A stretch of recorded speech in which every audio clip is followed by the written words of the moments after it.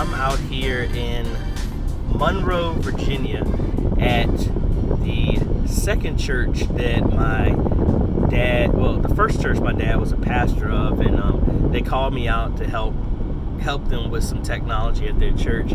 And that video is coming later, but I completely forgot how beautiful it is out here. So I'm gonna go ahead and splice in some drone video that I did about 30 minutes before my meeting, and I flew about like 3 miles and it's up here in the mountains.